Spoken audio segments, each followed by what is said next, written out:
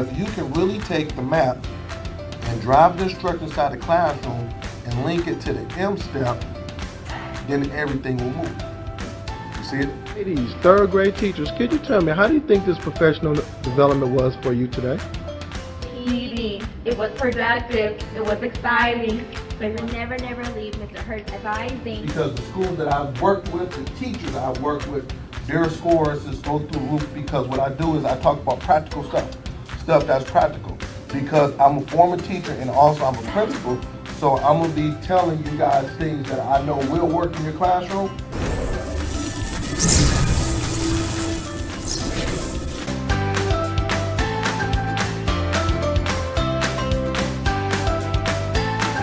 For booking, please visit shurtschoolturnaroundspecialist.com. So I believe that, if everybody say it can't get done, I'm like, yes it can, why not?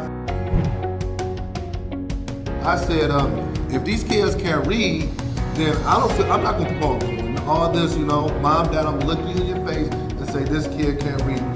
We let them down. School, parents, we let them down, but I'm not gonna take them to the next grade knowing that they're not at grade level. It's funny because I'm always like, okay, how are schools successful? Well, schools are successful when they demand greatness. Greatness doesn't come. We're about to make history. We're about to learn. We're about to grow. We're about to make history. And then, mark my words, it's going to be other school districts, other places around it that's going to be doing this thing. We're going to be the first model. And I'm speaking that into existence, okay?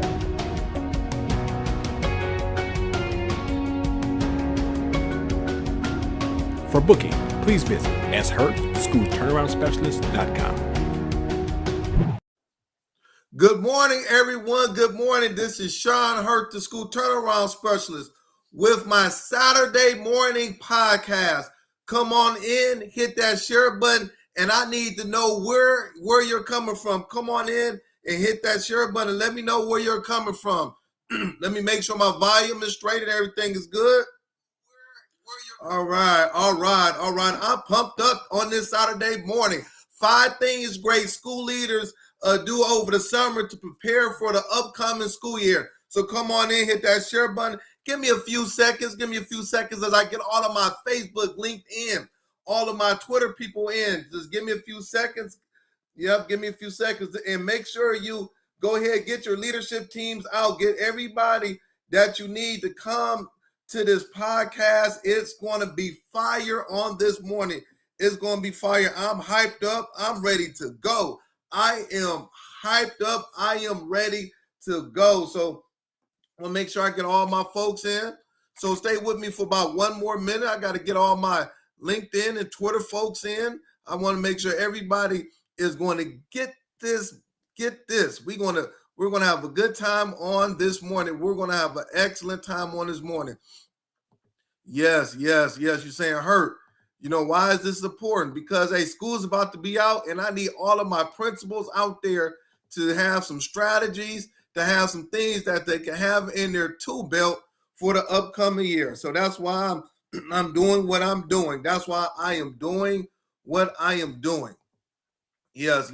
So give me a few more seconds as I get all of my Facebook folks in. I got to get my Facebook folks in and share that post. I've been doing this for so long. I just love the work that I'm doing. I just thank you. I thank all of my faithful people that support me every Saturday morning. I am so thankful. I'm so thankful about the work that we are doing as a team. I'm thankful about all of the things that we are putting in place, and people are being blessed by these by my podcast. They're just being blessed tremendously. So I'm just overjoyed. I am overjoyed. All right. We've got a couple more folks to go and we should be all set. All right. So I want to say good morning to Miss Sherry. Good morning, Miss Sherry. Good morning. Good morning from Fairfield. Good morning, Mr. Darnell. Good morning to you. Good morning. I want to say good morning. I can't pronounce the name, but it's Saiful. Good morning to you. I don't want to mess up anyone's name. Good morning, Dr. Jeter. Good morning to you. Salute to you. Good morning to you, Principal Laws. Good morning, September. Good morning, Josh Tarver. Good morning, everybody. Good morning. Good morning, Jason Ryan. Come on in and hit that share button and let me know where you're coming from. And we're about to go ahead and get started. So I'm all ready to go. All right. So once again, good morning to everybody. This is Sean Hurt, School Turnaround Principal, with my Saturday morning podcast. And this is so important. This morning, I'm going to talk about what are the things that school leaders do in order to get ready for the upcoming school year. You know, there's a lot of schools. You got about 4 to 5 more weeks to go. So you're wrapping up. You're in the process of getting your state data back. But now I need to give strategies. I need to give strategies for principals, for administrators, for central office people on what we're going to be doing this summer. You're saying, Hurt, why should I listen to you? Because these strategies that I'm about to give is proven. I've been in that seat for 17 years, and these are the things that I did consistently every summer in order to get ready for the upcoming school year. You cannot wait. And I'm going to say this again. You cannot wait to August, September to get ready. As soon as that last day for this school year comes, we got to have a plan. We got to have a calendar in place for the next 3 months so you can make sure that you're maximizing your time. So that's what I'm going to get into, okay? Yes. So now, before I jump in, and I want to go over a couple of housekeeping notes. I need everybody. I need all of my friends. Listen to what I'm saying. I need for you to register for the BER conference. That's the Black Educators Rock Conference. It is July the 13th through the 16th in Jacksonville, Florida.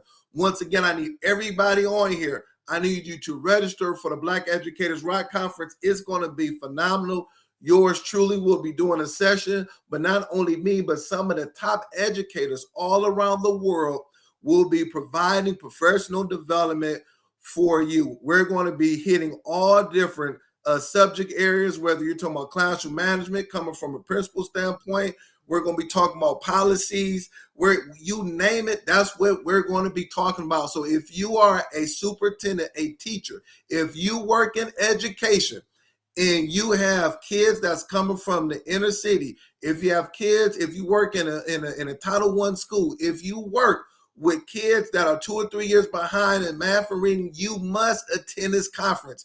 This is non-negotiable. You have some of the top educators in the world that will be giving you answers to the test. You're going to get answers to the test, things that you've been looking for, things that you've been asking yourself questions about.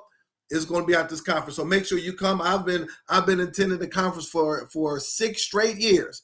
And it is phenomenal. When I say phenomenal, it is phenomenal. You know, I travel around the world. I attend all different conferences. I present. I do all those things. But when I go to the Black Educators Rock Conference, I just get re-energized. So once again, that is July the 13th through the 16th in Jacksonville, Florida. Go ahead, go on the website, register, and I'm telling you, you will be blessed. The other thing is that I want to give a big shout out to two schools this week. I saw your data and we did virtual training, and I am so happy. I'm so happy. 2 schools I've been working with throughout the year, they finally got their district data back. So I want to give a big shout out to Newell Elementary School and Stafford School. Newell Elementary School, that's in North Carolina. They received their NWA data back, their district data back, and their scores were phenomenal. Man, her reading scores were excellent. You're talking about 1.2, 1.3 years worth of growth in reading overall. Her math scores was excellent. And then on top of that, she was in the process of taking her state assessment as we speak. And the feedback that I was getting from her leadership team was that the teachers and the kids was leaving out of there saying, we went over this, we knew the answers. It was not a shock. So Dr. Oglesby, keep doing the good work. You are just blessing so many kids at your elementary school, your leadership team. Salute to you. The other one is Safford School. That's in Tucson, Arizona. My good friend, Dr. Kuhn. Once again, this is the work I'm doing. I've been working with them for the whole year. They got their iReady data back, their district iReady data back.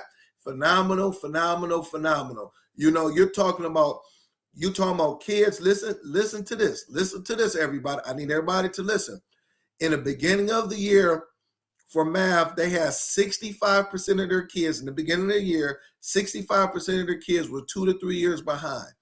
They got the data back at the end of the year, which was this week. I saw it. They went from 65% to 41% of their kids were just only 2 or 3 years behind. Imagine that as the school leader, you're starting off at 65% of your kids 2 or 3 years behind, and then you brought that down to 41%.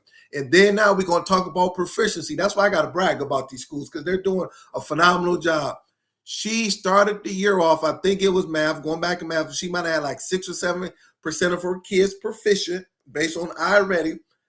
Then at the end of the year, she is at 26%. You would say her 20, yeah. So consequently, she quadrupled her proficiency.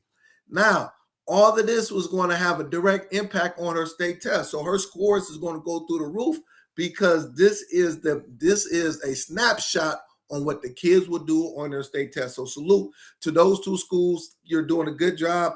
I'm just happy. I am happy for you. The last thing is that if you like for me to come and provide face-to-face PD, inbox me. It is not too late. Now, it's not too late to get started for the upcoming school year. Inbox me, or I can do a virtual PD. We can sit down.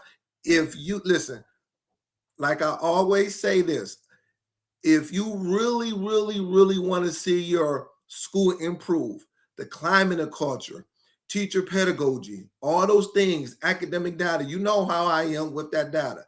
If you really, really are serious about that, inbox me. Listen, if you keep doing the same thing that you're doing, you're going to get the same results. I'm on my soapbox. I do not want to see anybody on my podcast, anybody that looks at my post, if you are a leader, a coach, a teacher, to not have high academic achievement. These kids need us. They need you. They need you. And the things that I am giving these schools is working. I've been saying this for 6 years. It's working. It's working. They have the data to prove that what we're doing is working. So I'm just saying, hey, come on, inbox me and let's go ahead. Let's get started. The last thing is that make sure you pick up my book, How to Transform Your Inner City School and Raise Student Achievement. Pick it up from my website. Pick up the book. That's shurtschoolturnaroundspecialist.com. That's shurtschoolturnaroundspecialist.com. Pick up the book. If you can't bring me in, if you can't do PDA, order the book for your staff. Pick it up. You know, it's an easy read, but it will give you those strategies that you need to be successful. Once again, How to Transform Your Inner City Schools and Raise Student Achievement. All right, so let's go and get started. So now I'm going to dig into it. The 5 things great school leaders do over the summer in order to prepare for the upcoming school year. We do not prepare a week, 2 weeks, 3 weeks, or a month before school starts. No. We prepare now. We're going to get prepared now, because like I always say, my father told me this, the 5 P's for success. Proper preparation prevents poor performance. Proper preparation prevents poor performance. I'm going to say this for a third time. Proper preparation prevents poor performance. So now there's 2 schools that I've talked about. I'm going to be current. I'm not going to talk about myself when I was a school leader. I'm talking about the 2 schools that I just bragged about. They started working with me over the summer. They started over the summer working. They planned over the summer. So now when the teachers and students came back, they hit the ground running. Okay. So now I'm going to give you the strategy. So for the first thing that you got to do, all right, write it down, get your pencil and paper down. I want all of the principals, all of the school leaders to get away for 1 or 2 weeks. Get away. Just get away. Don't say, man, I got to grind. No, get away for 1 or 2 weeks to recharge your battery. Have fun. Have fun with your family. Have fun with the kids. If you're not married, no kids, just have fun. Get away for 1 or 2 weeks. Get away. I'm going to say this again. Get away. Recharge your battery. It will be there. It will be there. Get away for 1 or 2 weeks. Recharge your battery. You know, I saw Principal Kafele on the other day. I know he's on my podcast. You know, he likes to go to the basketball games. You know what? The Lakers won yesterday. I was watching Principal Kafele. You know, I know that you didn't go because the tickets was what, $10,000, something like that. But if you talk to any principal, anybody who has ran the school, who's doing it at a high level, they get away for 1 or 2 weeks and recharge that battery. That's what I did. I got away for 1 or 2 weeks. I just stayed out. I stayed at my house, you know, and I just kind of just did some lawn work. You know, me and my wife would check out some of the movies that we didn't see. And for 1 or 2 weeks, I just let it go. And then when I was ready to get back, man, I was ready to go because my battery was recharged. My battery was recharged. So make sure you take 1 or 2 weeks to recharge that battery. Write it down and let's comment. Let's comment. Josh Tarver said, if you don't have no kids, I send you my 3-year-old son. Funny. Hey, I got 2 kids. They are 16 and 14. You can have mine. They can do some yard work or whatever it may be. But recharge that battery. Okay. Second one is this. Second one, no kind of order, but number 2. I want you to build a strong summer calendar. I want you to build a strong summer calendar. Leaders on your team want to understand where you are headed, so you must create a very strategic calendar for the summer. And you share it with your staff. You know, because you might have, some of your instructional team might come back at least 1 or 2 times over the summer. You might be emailing. So you make sure that you share with your staff, build a strong summer calendar. So now if you're getting out in June, this is what we're going to be doing during the summer. It might be a book study. It might be an article reading. This is what we're going to accomplish in June. July, this is what we're going to accomplish. August, this is what we're going to accomplish. This is what our professional development looks like in August. These are the people that's going to be coming in. Hey, a lot of times I'm coming into your school in June and July. I'm bringing Mr. Hurt in June, one time in July. So make sure that you can make this 2 or 3 hour PD that he's having. Make sure that you build a strong summer calendar. And not only with that, but understanding with your custodians. Now I'm getting in depth. Your custodians, hey, this wing of the floor, this is what's going to be getting waxed. We're going to be painting. Summer school is going to be over here. You need to be organized and have your calendar together. Have your calendar together. The other thing that I did, I'm going to go ahead and give it to you. Say if on August the 18th, for example, that the teachers was to report to school, I allowed my teachers to come in 3 or 4 days earlier to be able to get their room set up. So I said, custodians, I need everything ready to go by August the 10th. And then I allowed my teachers to come in 3 or 4, if they wanted to come in 3 or 4 days earlier to get their room set up, to get people to help move and things of that nature. Because when we started our professional development, I did not want my teachers focusing on getting their room situated if they were in town. I left that open to them. And then I told my custodians to make sure that you got everything situated, because these 3 or 4 days, we're going to need you to be able to help lift, move, and all those type of things. Once again, building a strong summer calendar. Yes. Build a strong summer calendar. This is so important. So I'm going to stop right there and because I see people are commenting. I'm looking at comments. I want to make sure I got everybody comments together. And this is how we share. This is called a professional learning community. we're sharing among ourselves. So make sure you type in those comments. You know, we talked about get away for 1 or 2 weeks. Number 2, build a strong summer calendar. Number three, we're talking about things that school leaders do that are successful over the summer. Number 3 is that you're going to reset your goals for the upcoming school year. Reset your academic goals for the upcoming school year based on your state assessment. Sometimes you say, our state assessment doesn't come out to 3 or 4 months, or it might come out in August or September. I get that. But if you're getting your state assessment now, you're getting some preliminary data that's coming out. I am telling you to make sure you set your goals for the upcoming school year. So for example, if our reading proficiency for our middle school was at 45% this past school year, you're going to set goals for the upcoming school year. So you want to increase that by 8 to 10%. So you want to go from 45% to 55%. That is called a SMART goal.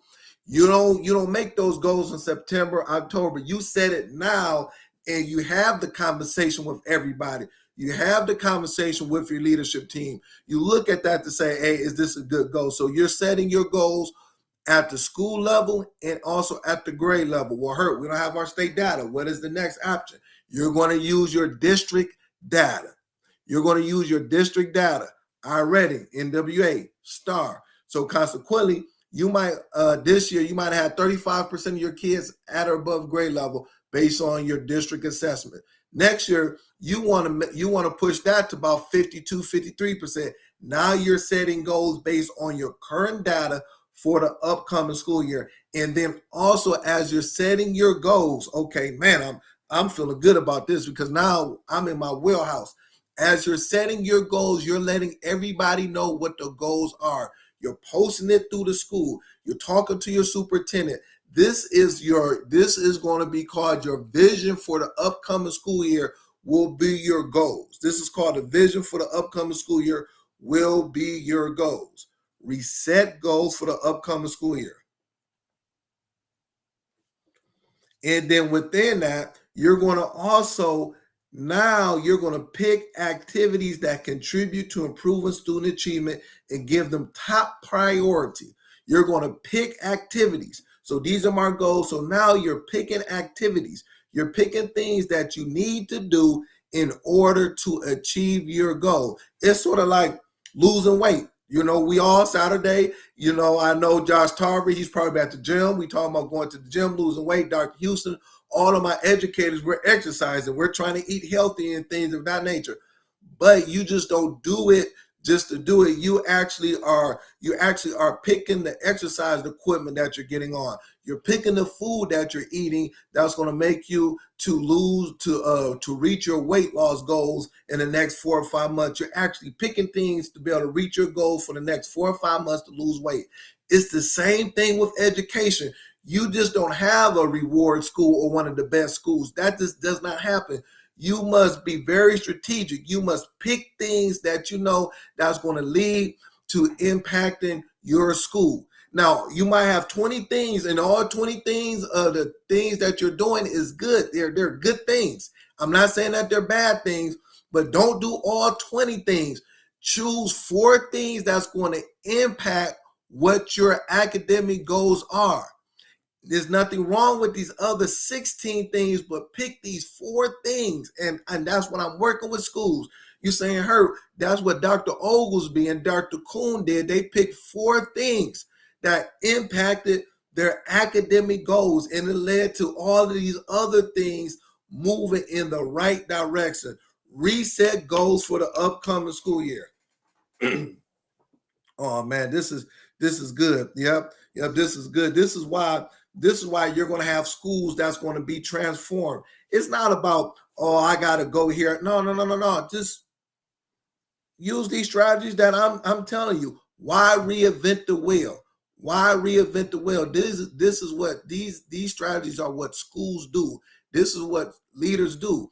These are the leaders that made it to the Super Bowl, the leaders that have won championships, the leaders that have transformed schools with 800, 900 kids coming from inner city 3 or 4 years behind. This is what they did. Do not reinvent the wheel. Do not start doing things that is not working. It's not working. It has not worked for 10 years, 20 years, 30 years. It is not going to work this year. It's not going to work. Do these things that's working. Next one. Lead from the front. Most principals spend a considerable amount of time in the summer thinking about how to manage and fix low-performing teachers. But great principals, I'm going to say this again, but great principals spend more time pushing and supporting their best teachers, who then in turn can help others that struggle. Use your rock star teachers. Use your rock star teachers. Lead from the front. What we do, and I will admit, I did it my first couple of years. I focused 99.9% of my time trying to fix teachers who did not want to be fixed. And then I neglected my rock star teachers. And then what I did was this. I said, oh, let me switch this around. Let me focus my time, my energy, my resources on developing my rock star teachers and making sure that I give them the best that they can get. And then in turn, they can help the struggling teachers. So instead of one person trying to help the struggling teachers, I got about 8 or 9 teachers. We call it my leadership team. That's why I developed my leadership team. And they were the ones that helped to move my school. I cannot do it by myself, but I had to lead from in front. And I said, know what? If I have $25,000, listen to what I'm saying. I have Title I money, Title II money. I got $25,000, $30,000, whatever that is. I am going to spend that money on developing my superstar teachers. I'm going to make sure that my superstar teachers go to the next level. Now, how does that make sense, Herb? Think about sports. We're in the NBA playoffs. Think about sports. Let's look at the Lakers. Last night, the Lakers, or look at Golden State. LeBron James, Stephen Curry, Anthony Davis. Those are your superstar players. So they're the superstar teachers. The organizations, the coaches will spend time, money, energy helping to take them to the next level. And consequently, they're going to be able to take their teammates with them to the next level. I'm going to say this again. They spend time with the Stephen Currys, the Anthony Davis, the LeBron James, the Joel Embiid. Spend time with them, your superstars. Get them in the meetings. Let them go ahead and support those goals. Hey, what you think about this? Hey, let's go to Black Educators Rock together. Hey, we going to bring Mr. Hurt down, and he's going to sit with the leadership team. Develop them people, and then consequently, they're going to do all your heavy lifting, and they're going to bring the rest of the crew with them. Man, I'm talking good now. See, now we talking about outside of the box. We talking about some outside of the box stuff. Think about it. Pause for a second. Just think about what I just said. Makes sense to me. Makes perfect sense to me. All right. I got 3 more minutes. Stay with me, y'all. Stay with me. Man, these comments are coming in. Yes, utilize your superstar. Yes. If there's nothing that I did not, if there's one thing I did, I said, listen, I am not the smartest, but I am going to I'm going to get my superstar teachers, and we're going to go ahead and conquer the world. We're going to be the ones that's going to make change. And then it led to the other teachers coming along. So now it just wasn't me saying the vision. It was a shared vision by everybody at my school, but my teachers, my leadership team, however you want to develop, however you want to name it, was the one leading the charge. All right. Next one, seek out coaching for yourself. Oh yes, seek out coaching for yourself. Have that growth mindset by seeking out critical feedback from one key person on a weekly basis. I need everybody on my podcast to get one person that you can talk to, email, speak to, whatever you want to call it, on a weekly, bi-weekly basis to bounce ideas. You got to have that. Seek out coaching for yourself. And when you seek out the coaching for yourself, you want to make sure that person has a track record of success. Do not seek out somebody that have never, ever been a principal of a school. Do not seek out anybody that has never, ever transformed a school. Do not seek out anybody that does not have a reward school. Do not do that. Seek out winners, because if you seek out winners, if you seek out the best, you will be the best. I'm going to say this again. If you seek out the best, you will become the best. How did I have a good school? I was mentored by the best principal in Michigan. I saw what he did. I saw how he conducted his PDs. I read the books. I bought the books. I did all those things. I read it. I said, okay, this is how you do your staff meeting. Okay, I see how he's spending 60% of the time in the classroom. I was seeking out coaching for myself from the best. If you seek out the best, you will become the best. If I am a basketball player, we're in basketball season, I'm going to sit down and listen to LeBron James. You are the best player in the NBA, one of the best players.